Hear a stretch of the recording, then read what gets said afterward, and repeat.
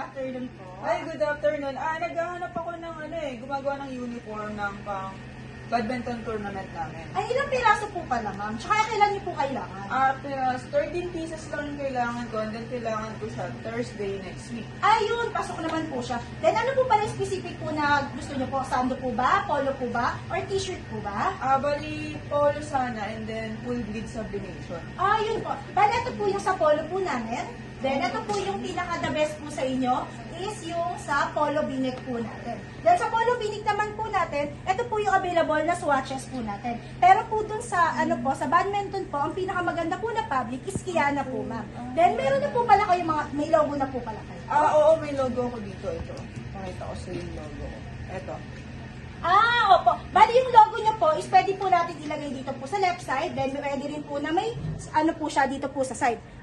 Pwede ko naman po ipasample mock-up po. Then for approval niyo po, ma'am. Once na ma-approve po natin, pwede po natin masample. Yung sample po is makukuha niyo po within 1 day po, ma'am. Okay, nag-change color ba to? Yes po, ma'am. Kasi ito na yung template na gusto ko. And then yung polo v-neck na. Yun yung neck. Then kulay blue yung Yes po, yung ma'am. fabric.